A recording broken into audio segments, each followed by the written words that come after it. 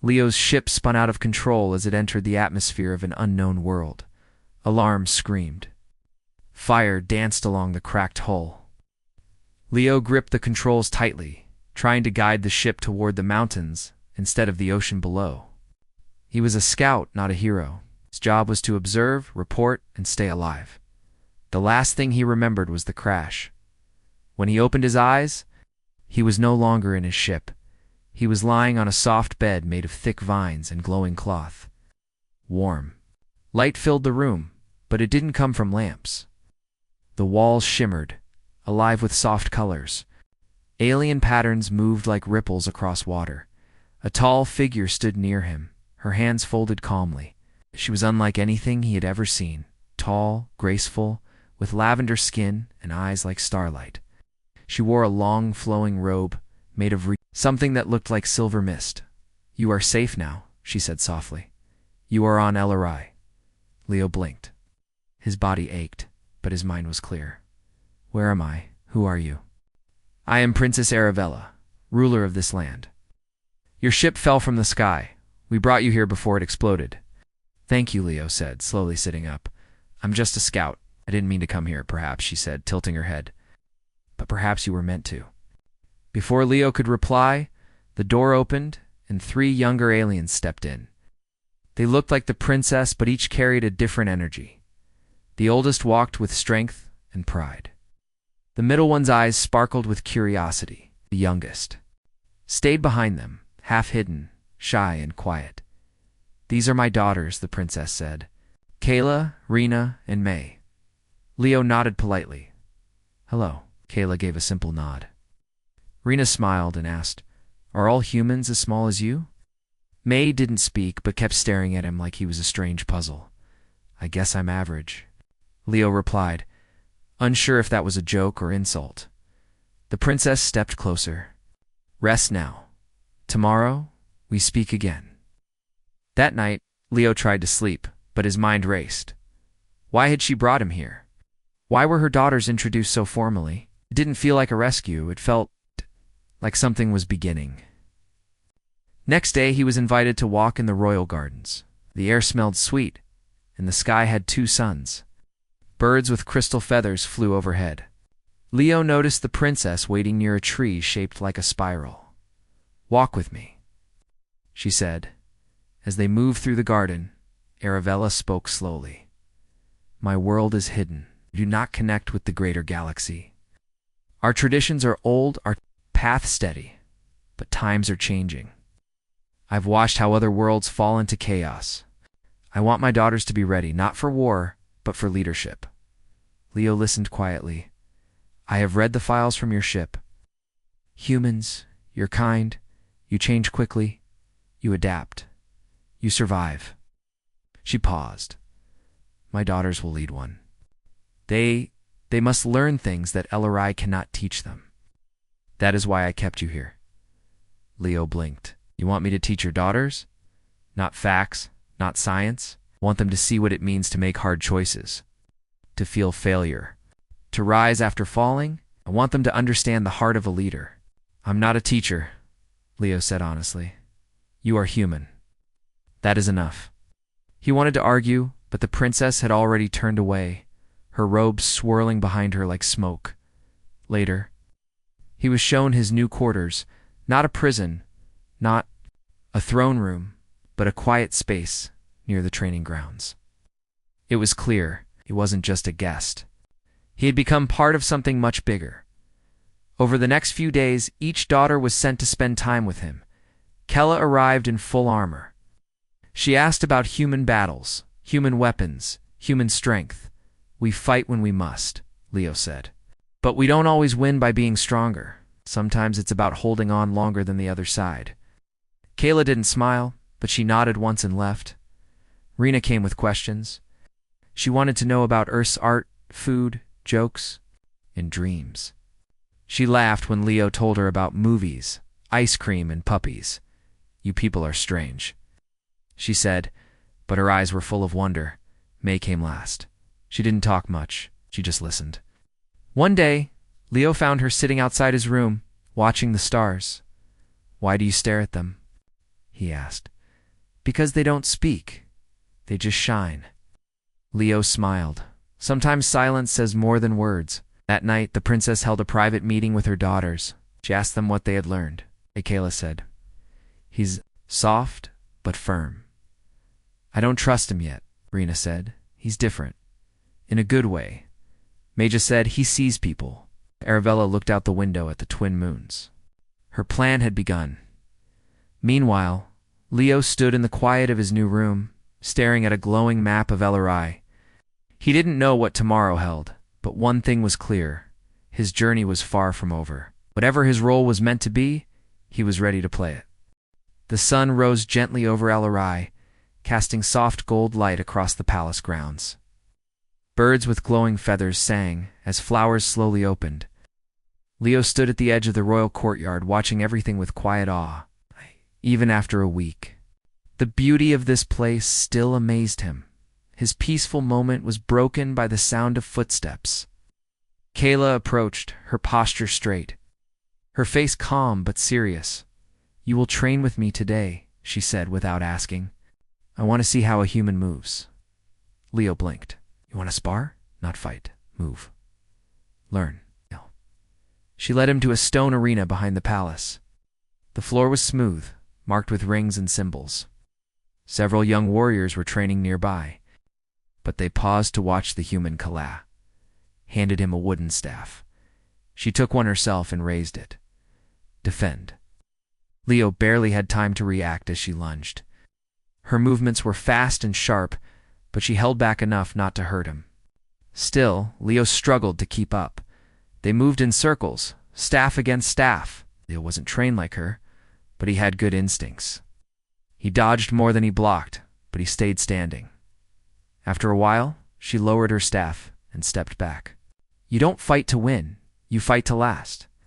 Leo wiped his brow. "I've never won many fights, just survived them." Kayla studied him. "That is something worth teaching." That afternoon, Leo sat in the palace library with Rena. Had brought a large screen and showed him a collection of LRI songs and paintings. "Do humans paint their feelings?" she asked. "Sometimes. Sometimes we just throw paint on a wall and call it art," Leo joked. Rena laughed. "That sounds messy." "It is, but sometimes messy things are real. We don't always know what we feel, but art helps us find out." She grew quiet for a moment. "Mother says I ask too many questions, but I want to understand everything." Asking questions means you care. People who stop asking stop growing. Rena looked at him with a soft smile. "You say strange things, but I like them." That evening, Leo went for a walk by the glowing river. He found May sitting on a rock, legs crossed. Watching fish swim beneath the water, she didn't look at him as he sat beside her. "You always find the quiet places," Leo said. "They find me," she replied softly. "You don't talk much." "No. One listens when I do." Leo looked out at the river. "I'm listening." May turned to him. "What do humans do when they feel small?" Leo thought for a moment. "We stand next to someone who sees us. Then we don't feel so small anymore." Smiled, not a big one, but it was there. The next morning, Princess Arabella called all four of them into a private chamber. The walls were shaped like a star and the ceiling opened to the sky. She stood in the center, holding a long staff with a soft white gem at the top. "A royal test begins today," she said. "Each of you will face a challenge, not one of strength or knowledge, but one of heart." Leo frowned. "What kind of challenge?" "Each of my daughters will go into the outer villages. You, Leo, will go with them, one by one. Watch them. Guide if needed, but do not lead." Kayla crossed her arms. "Don't need a guide." Arabella looked at her. "Leaders who think they need nothing are the ones who fall first." Kayla said nothing more, and so the tests began. The first journey was with Kayla. They rode on four-legged beasts through thick forests to a border village where two groups were fighting over water rights. The guards wanted to bring weapons, but Leo suggested they leave them behind. Kayla watched as Leo listened to both sides, two elders who hadn't spoken in years. Instead of giving orders, Leo brought them together for a meal and asked them, to share stories of when they were young. By the end of the night, the two old rivals were laughing again. Kayla said nothing on the way back, but her eyes had changed. The second journey was with Rena. They visited a school where young children were losing interest in learning. Rena brought bright devices and showed them art from across LRI. But the children didn't care. Leo asked the children to draw their dreams. At first they were shy, but soon the floor was full of drawings, stars, animals, wild shapes. They don't need facts, he said. They need to feel seen. Rena nodded. Then I will see them. Their third journey was with May. They went to a village hit by a sudden storm. Homes were broken. Families scared. May sat with the people, listening, holding hands, not saying much but offering calm. Leo helped rebuild simple shelters, but it was May who gave the people peace. On the ride home, she looked at Leo and whispered, "Thank you for standing beside me." When all three daughters returned, the queen called them again. "You each faced the world in your own way," she said. And Leo did not lead but walked beside. "Now tell me, what have you learned?" Kayla stepped forward. "I saw that. Strength alone does not keep peace," Rena said. "I learned that understanding comes from seeing people, not studying them," May said. "I learned that even a quiet voice can carry hope." The princess looked at Leo. "And you, human?" Leo smiled. "I didn't come here to teach, but they taught me to." The queen nodded. "Good. The real lesson begins now." Days passed after the village journeys, but something had changed inside the palace. The daughters of Princess Arabella no longer moved like royal students. They moved like leaders. The guards noticed. The council whispered. And the queen smiled. Quietly, knowing her plan was working, Leo had been given freedom to explore the palace grounds. Though he had no title, no royal blood, everyone treated him with quiet respect. He was still unsure of his place, but didn't question it out loud. One morning, he was called into the central chamber again. The queen stood there, this time holding a glowing crystal map of the planet. "Leo," she said, "you've helped. My daughters see the world through different eyes. Now, I want you to see something too." The map shifted, showing a hidden region deep in the mountains, covered by clouds and blocked from normal flight paths. "What's there?" Leo asked. "Our beginning," she replied. "Our oldest truth." That evening, the queen and her daughters led Leo to a royal craft, silent, sleek, and shaped like a bird. The flight was smooth and the skies darkened as they climbed through layers of mist. After hours of quiet flying, they landed near a great stone circle in the middle of glowing fields. Large trees surrounded the area, their leaves silver and blue. "This is the place of choosing," the queen said. "Where each generation passes their wisdom to the next." They stepped into the circle, and the daughters stood in 3 spots, marked by ancient carvings. The queen walked to the center with Leo. "Long ago," she said, "our ancestors were guided by a traveler from another world. Not human, but still from the stars. That being helped us learn to live in balance, not control." Leo listened carefully. "Each time our world reaches a turning point, a new guide appears. Some believe it's fate. Others call it luck. I believe it is the voice of the stars." She looked at Leo. "This time that guide is you."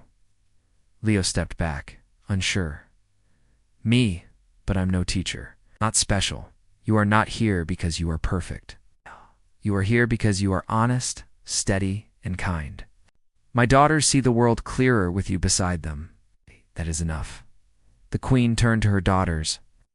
"One of you will lead when my time ends. But I do not want a ruler. I want a protector, a voice for the people. Each of you must now step forward and share what you carry inside." Kayla stepped first. "I carry strength, but I now understand strength must serve, not command. I want to lead with honor, not fear." Rena came next. "I carry curiosity. I now understand that answers come not just from books, but from hearts. I want to lead with questions, not pride." May stepped softly. I carry silence, but I now know silence can heal. I want to lead with peace, not noise."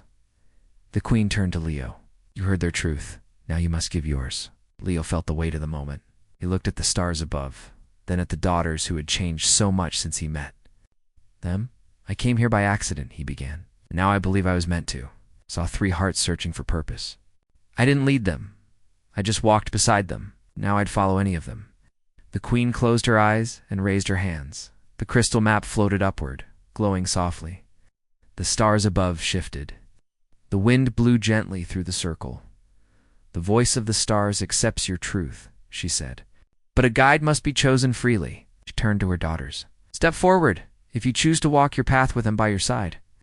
To everyone's surprise, all 3 daughters stepped forward together. Kella spoke first. "I choose him not to lead me, but to remind me of why I lead," Rena said. "I choose him because he helps me see what's invisible." May whispered, "I choose him because he listens." The queen looked at Leo. "This has never happened before." Leo smiled awkwardly. "Should I be worried?" "No," the queen replied. "You should be proud." They returned to the palace that night under a sky full of stars. The air felt different, like something ancient had been accepted.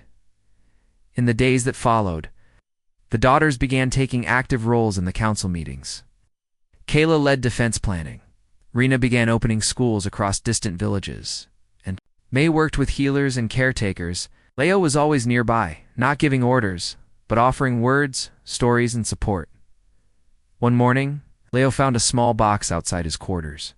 Inside was a silver emblem shaped like a star and a vine. A note. Beside it read, "For the one who helped us bloom." It was signed by all 3 daughters. Later that evening, the queen met with Leo one last time in the Starlight Garden. "They are ready," she said. "When the time comes, they will not need me anymore." "They'll always need you, Leo," said Maybe. She smiled, "but they won't depend on me." "That is better." She placed a hand on his shoulder. "Thank you, Leo of Earth. You came from the sky, but now you are one of us." Leo looked at the sky, then back at the glowing palace. "I guess I found my place after all." In every hall and open garden, people spoke of change. The daughters of Queen Arabella had begun shaping their world with new ideas. Villages that were once quiet now buzzed with schools, trade, and peace talks. The queen had not stepped down yet, but many could already feel the future walking beside them. Leo stayed in the background, just as he preferred. He had become a quiet guide, a trusted voice, and a friend. People from every part of the kingdom greeted him with nods and kind smiles, though he had no crown or title. The weight of respect followed him wherever he went, but not everyone was pleased. Deep in the mountain halls of the royal advisors, voices rose in secret meetings. Elder Varen, one of the oldest and most powerful council members, stood before others in a dark room lined with carved stone. "We must stop this," Varen said, slamming his cane on the floor. Our traditions are being twisted. An outsider walks freely in the palace." The daughters listen to him more than they do to us. "He teaches peace," one counselor said carefully.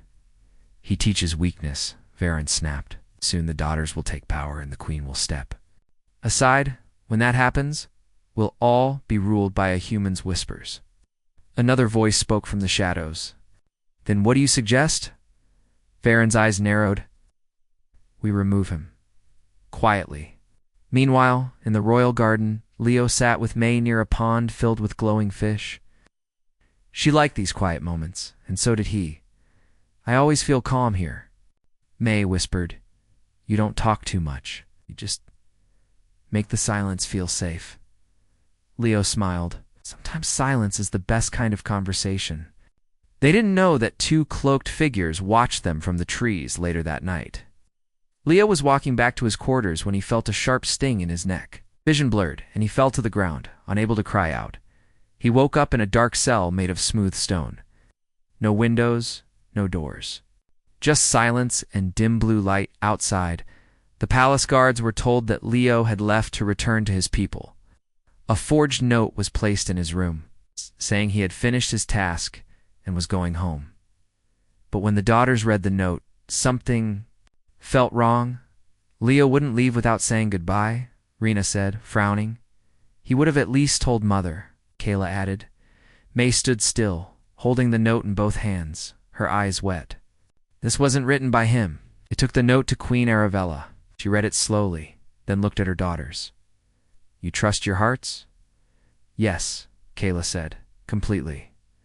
The Queen nodded. Then go find him, he began. Search, not across the stars, but inside their own home. Hours passed, no trace, no sign. Then Rena remembered something. When I was young, she said, I once followed Varen through a hidden hall. It led deep beneath the council chamber. The daughters moved together, dressed in simple robes, not as princesses, but as daughters. Of truth, they reached the hall, pressed their hands against the old stones, and entered. The tunnels were cold and silent. Each step echoed. Then they heard something, a soft cough, a weak voice. Over here, Leo's voice barely reached. Them. They rushed forward. Kayla slammed her shoulder into the locked door. It cracked, then broke. Leo sat weakly on the ground, but alive. What happened? He asked, blinking at the light. You were taken, Rena said, helping him stand. May wrapped her arms around him gently. You came from the stars. Now you're part of our sky?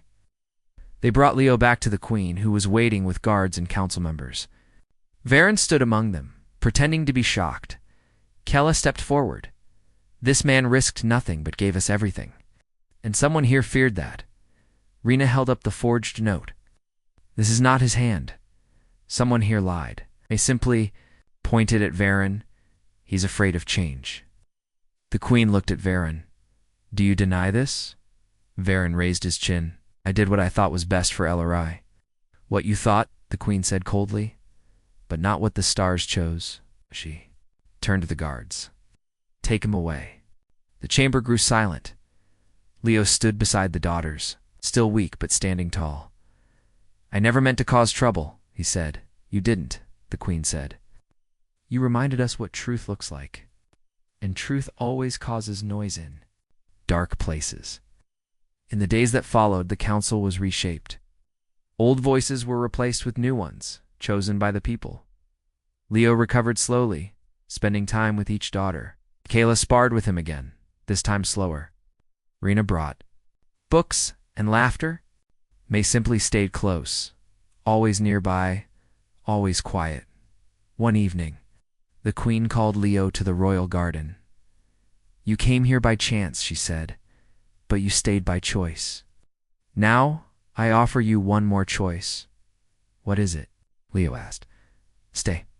Here, not just as a guest, but as a guide, a royal companion.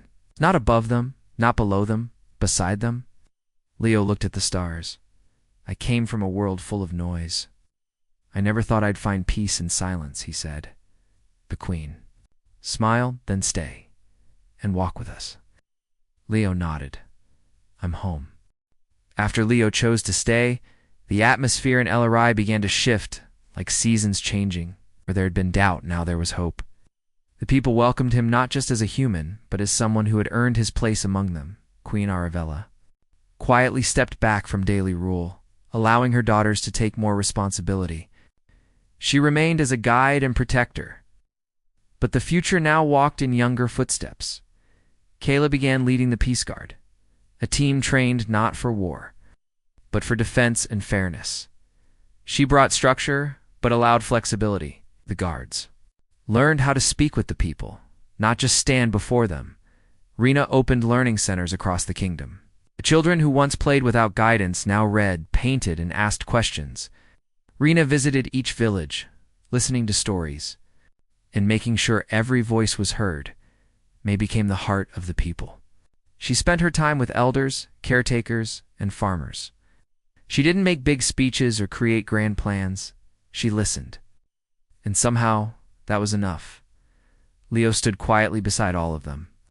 When one of the daughters doubted herself, he reminded her of how far she had come. When others questioned the changes, he offered stories from Earth, showing that growth always brings struggle before peace. But not all problems were soft.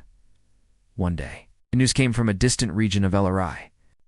Strange machines had appeared near the border, not from their planet, not from their kind. A foreign ship had landed without permission. It did not attack, but it was sending out probes and scanning technology. The elders were afraid. The guards were alert. The council was unsure. Queen Arabella gathered her daughters and Leo in the royal chamber. "We have avoided contact with the wider galaxy for generations," she said. "But that world has now found us." Kayla stood. "Let me lead a team to defend our border," Rena added. "Maybe they don't mean harm. We should try to speak to them." May looked at Leo. "What would humans do?" Leo sighed. "Humans often make mistakes when we act too fast. But we also learn by facing things directly." The Queen nodded. "Then go, all of you, meet them, and decide together." The royal ship carried Leo and the three daughters toward the border mountains. Clouds covered the sun as they arrived. The foreign ship was shaped like a large insect, dark, cold, and still. It rested on flat stone, surrounded by silence. Kayla led the approach. Her hand stayed near her side where a signal beacon could alert backup in seconds. Rena held a translator device. May walked with steady steps, holding nothing but a small light in her hand. Leo stayed behind them, alert, as they reached the ship. A door opened. A tall creature stepped out. It had 4 arms, long silver skin, and eyes that flickered with color. "We come in peace," the alien said. "We detected your world. We only wish to observe." Kayla narrowed her eyes. "You arrived without asking." "We did not mean offense," the alien replied. "We followed a signal. It came from your sky." The daughters looked at each other. Leo stepped forward. "A signal?" he asked. "What kind of signal?" The alien lifted a small device. It projected a star map, with a glowing line pointing straight to Alarai. Beside it was a symbol, one that looked familiar. Leo's eyes widened. "That's from my ship," he whispered. "I sent a distress signal when I crashed. Someone picked it up." The alien nodded. "Your human ship called out. We followed." Kayla stepped in front of Leo. "What do you want from us?" "Nothing," the alien said calmly. "We only wanted to know who was strong enough to survive in silence." Rena stepped forward. "And now that you've seen us, we see wisdom?" "Calm. Balance," the alien said. "We offer no harm. We will leave." May gently raised her hand. "Wait." The alien paused. "You came because of a voice." She said softly, "Maybe it's not a mistake. Maybe we should speak more.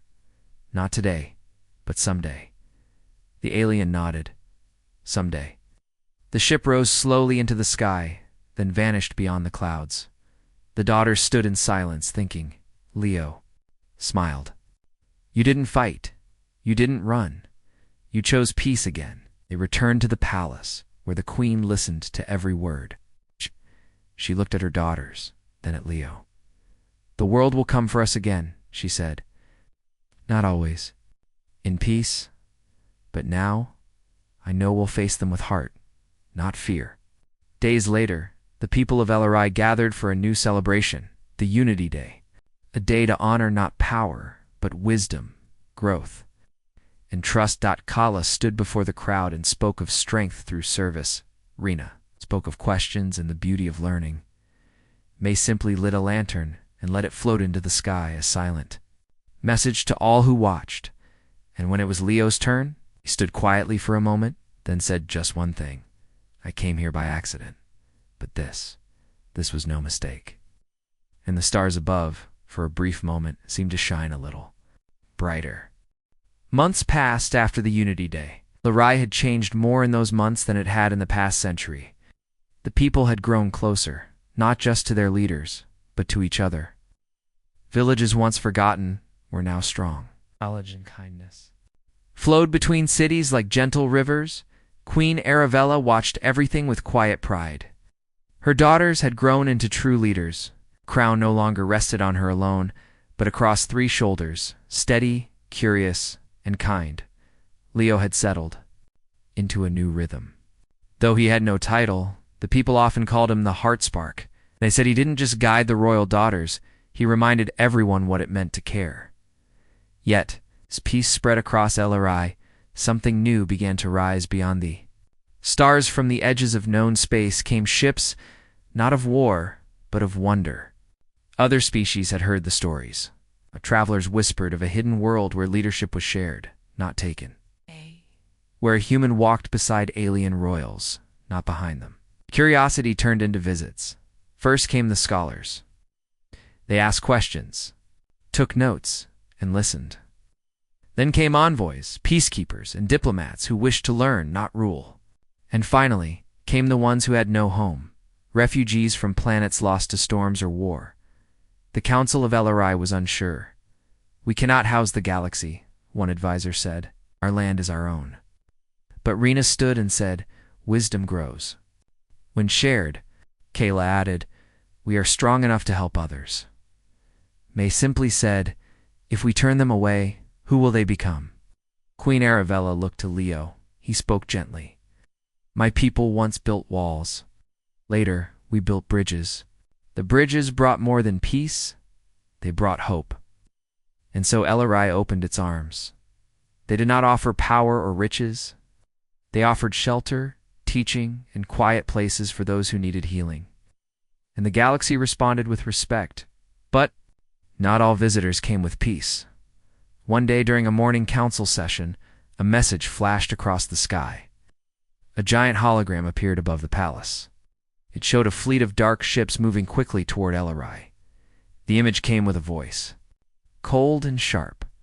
"We see your kindness. We see your weakness. Surrender your leaders, or be removed." Fear filled the hearts of the people. For the first time in a long while, LRI stood on the edge of Warkella, prepared the peace guard. Not for attack, but defense. Rena gathered knowledge, scanning for data about the approaching fleet. May went to the people, calming their hearts with her presence. Leo sat alone in the starlight garden, thinking. The queen came to him. "They will not listen to reason," she said. "They see our peace as weakness. Then we must show them what peace truly is," Leo replied. "Not silence, but courage, without cruelty." The queen nodded. "Do you have a plan?" Leo smiled softly. "No, but we do." When the Dark Fleet entered orbit, they found something they did not expect. No cannons pointed upward. No fighters rose into the sky. Instead, a single ship flew toward them. It's not made of metal, but living crystal. Its design was LRI's oldest, glowing with ancient patterns. Inside were the three daughters and Leo. The enemy leader appeared on screen, a tall figure wrapped in steel armor. "You bring no weapons?" he asked, confused. Kala stepped forward. "No, you bring no army." Rena replied, "Only words." "You bring no fear?" May said, "None." Leo stepped beside them. "You see us as weak, because we offer peace. But peace requires more strength than war, and we are not alone." Suddenly, lights appeared across the stars. Ships from other worlds, those who had visited, those who had been helped, began to arrive. Dozens, then hundreds. Not to fight, but to stand, a fleet of unity. The enemy leader paused. The plan to scare LRI had failed. He saw no fear, only calm. He lowered his voice. "Why would you stand for others?" Leo answered, "Because once someone stood for us." There was silence. Then the enemy ships turned and left no battle, no loss. It's just understanding. The daughters returned to cheers and tears. LRI had not just survived, it had become a symbol. That night, under a sky filled with friendly lights, Queen Arabella gave her final address. "I have led this world for many seasons, but now our world walks with new feet, with three voices, with many hearts." She turned to her daughters. "Lead not with fear, lead with love." Then she looked at Leo. "And you, who came from the stars, thank you for helping us remember who we are." Leo smiled. "Thank you for helping me become who I'm meant to be." As music filled the air and lanterns rose into the sky, the stars above LRI seemed brighter than ever, and from far away, others watched and whispered, "There is a world that chose peace, made it powerful."